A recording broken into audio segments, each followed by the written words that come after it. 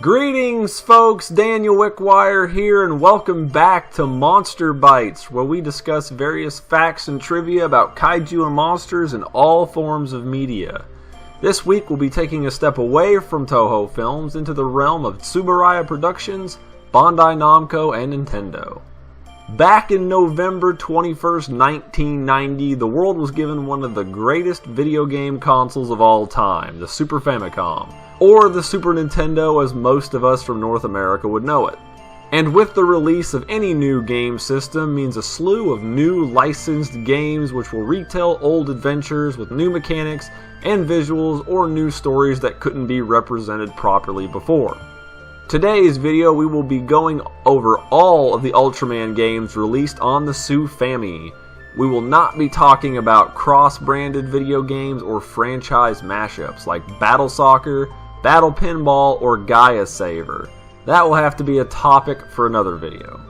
The first game, simply titled Ultraman, was released in 1991 in Japan for the SuFami. It's a side-scrolling action fighting game similar to Street Fighter II or King of Fighters, but predates both by several years. In the game, you go from stage to stage battling a different kaiju or Seijin, Bemular, Balton, Zeton, and so on. You attempt to pound them into the dirt while a meter charges your Specium Ray. Once you deplete your opponent's life, you can kill them with your fully charged Ray and move on to the next stage. Rinse and repeat.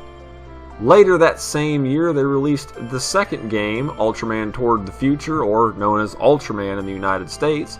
It is the only one of the four games we will be talking about today that was actually released stateside.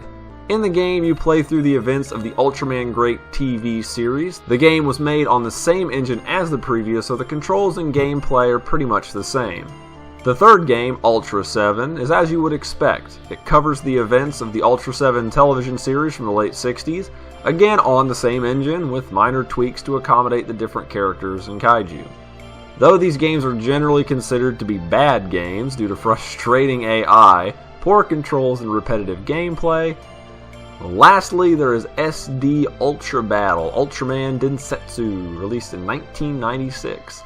There isn't much information on this one other than it was the last Ultraman game to be released on the console, and it's a 2D arena fighter based on the original Ultraman and Ultraseven series. It uses an odd accessory called the SuFami Turbo, which was released by Bandai as a way to release their games slightly cheaper on the console since it was really on the way out. And that's it for today's list. Have you ever played any of these Ultraman games? If so, how was your experience with them? Leave your comments below and maybe a suggestion of what you'd like to see in the next video. Don't forget to check out the KMR Facebook page and my Twitter account to keep up with news on the channel. I put the links in the description below. Thank you all for tuning in, and we will be back in 2 weeks with the next episode. Take care.